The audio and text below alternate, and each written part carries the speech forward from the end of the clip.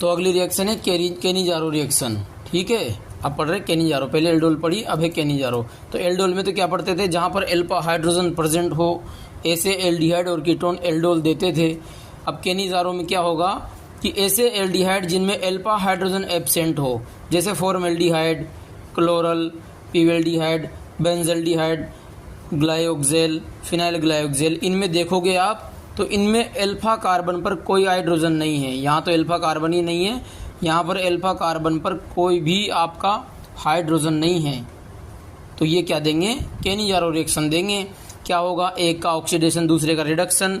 देखो फॉर्मल्डिहाइड ने बेस से रिएक्शन करी तो रिडक्शन पर एल्कोहल बन गया, ऑक्सीडेशन पर एसिड का सॉल्ट बन गया।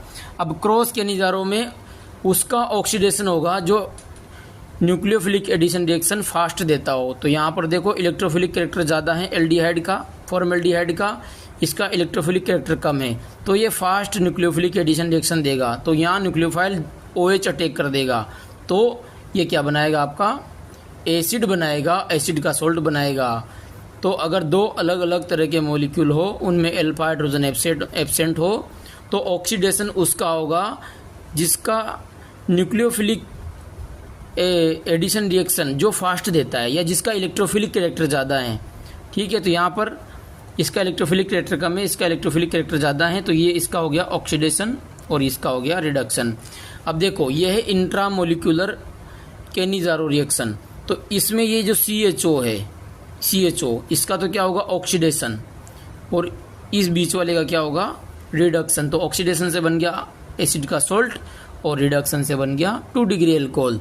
तो ध्यान रखना ऑक्सीडेशन उसी का होगा जिसका इलेक्ट्रोफिलिक कैरेक्टर ज़्यादा है। यहाँ पर तो हाइड्रोजन ही है, लेकिन यहाँ पर प्लस I ग्रुप है, तो ये इलेक्ट्रॉन इस तरीके से भेजेंगे, तो इसका जो पॉजिटिव चार्ज है वो कम हो रहा है, और यहाँ पर पॉजिटिव चार्ज ज़्यादा बना हुआ है, इसलिए इस पर OH- अटैक करता है। फिर ये जो हाइड्राइड है वो इस पर अटैक करेगा। इसका जो मैकेनिज्म है उसमें हम ये अभी आगे पढ़ेंगे। ठीक है, तो इसका अब क्या करेंगे, मैकेनिज्म। इसके मैकेनिज्म में सबसे पहले क्या होगा, HCOH, OH-, ये इस तरीके से अटैक करेगा, HCO-, HOH। अब क्या होगा, यहाँ से हाइड्राइड तो बन गया आपका HCOOH, ये तो एसिड बन गया, और ये एसिड NaOH से रिएक्शन करके क्या बना लेगा, साल्ट बना लेगा। क्या बना लेगा बताओ, साल्ट बना लेगा, HCOONA+। अब ये जो H- है वो H- दूसरे मॉलिक्यूल पे अटैक करेगा और क्या बना लेगा,